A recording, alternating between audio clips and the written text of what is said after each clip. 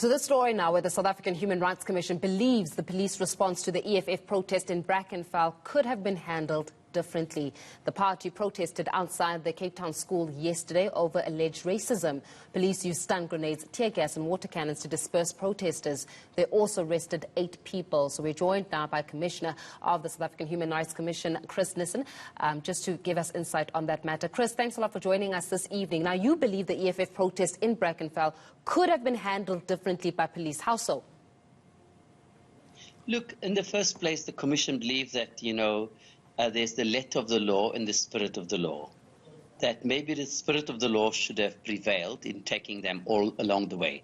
But I must say this, that despite everything else, I think South African Police Services did a very good job. Let me tell you why. When they agreed from 100 to 500, and they negotiated with the leaders, and then the leaders agreed to the 500, and when we went there and we were about to march, then there were more than 1,000 people. And the police cut off at the 500, which they thought. And then what happened is that those protesters started throwing stones. And the police had to use the standard operating procedures by firing tear gas into the crowd and so on. But overall, I think that both the police have handled the matter. They could have handled better, but under the circumstances, we are happy that they've handled it in the best way they could. But I also believe that the EFF leadership, in terms of guiding the protesters, they should have done more. I saw excess, I saw clubs, I saw matches, stones in people's hands, and I don't think it was peaceful. So both sides, I think we should be talking to them, and we are going to call everybody to a meeting so that they can account of what happened there yesterday. Well, we're definitely going to talk about the both sides in just a moment, you and I, Chris. But let's talk a little bit about law enforcement. Now, you know that law enforcement has been on a receiving end of criticism in the South African contest. Some even accusing law enforcement of being harsh and more brutal against black people than white people. I'm just using, for example, what we saw happen with the protest in Senegal, where law enforcement hardly did anything when a police vehicle was torched by white protesters. So in this instance, does this further exacerbate almost the harsh reality and even the pushback from South Africans regarding law enforcement and the ability to handle protests that are actually spearheaded by black people as opposed to white people? Look, we can even take it further. Sometimes I get the complaints that when colored people also protest, then they're harsher with colored people than other people. So, yes, there is an issue, and we need to talk about this matter. And I've arranged to meet with the police leadership in this week coming so we can talk about how they handle the issues around protest, whether it's Senegal, whether it's Brackenfell. But also you must understand, the time the thing broke out in Brackenfell, the police resources were very minimal. But yes, we need to talk about these things because Social Justice Coalition have always made the point that when you go to town, there's a more harsher way than in the township. They allow you to do everything. But when it comes out of the townships, there's more harsher way. And we need to raise this with South African Police Services. And I've already indicated that I will do that. But for yesterday, I must admit that, yes, I'm a fierce critic of the South African Police Services. But yesterday, I must admit that yesterday they tried to keep the cool.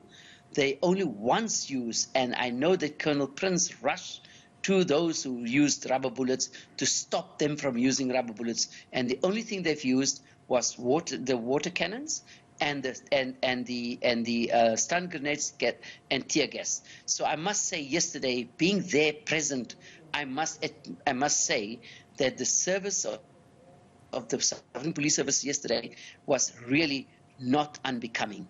However, other areas, we still have our issues, whether it's Langville, whether it's Khayelitsha, whether it's Macassar, or whether it's Lenki Dock. I still am engaged with the police service on that. Yeah. But yesterday, I must tell you that I think that the leadership of that political party really needs to take responsibility for what happened yesterday. Yeah. I mean, let's talk a little bit also about some of the other concerns that you have. So you're saying that the way in which we're able to use hate speech in the country, we do so flippantly, right?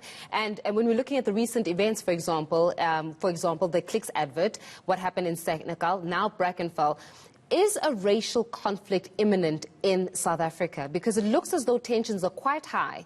And from both sides, whether you're talking about black South Africans and white South Africans, it looks as though we're nearing a crossroads where we really have to start addressing the issue of racialism or racism quite without fear, no favor in that regard. So is a conflict imminent in South Africa?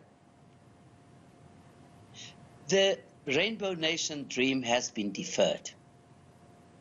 I don't know until when.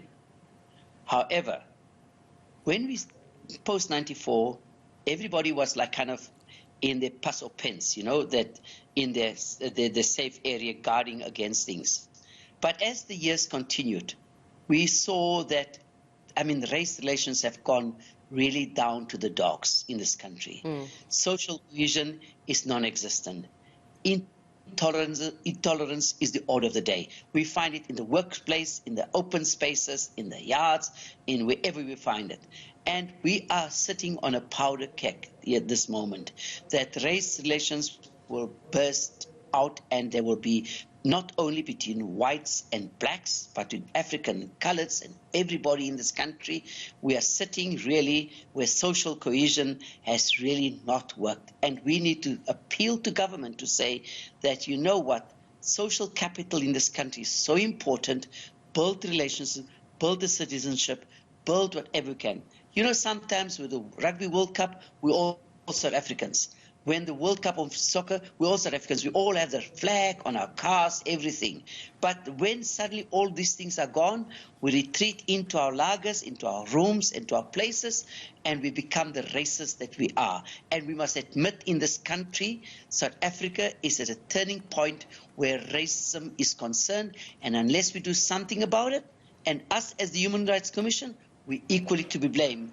We should have done more over the years to build social cohesion and build non-racialism and say that we will take on. How can you, yesterday I heard this, and I'm following this up, and I want this to be followed up and investigated. How can you still sing Amabulu as Zinja?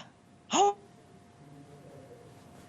Yeah, Chris, it seems as though we've lost you there, but we're going to leave it there for this evening. One will say that the South African Human Rights Commission has got its work cut out for it in the hope to instill some kind of social cohesion in South Africa.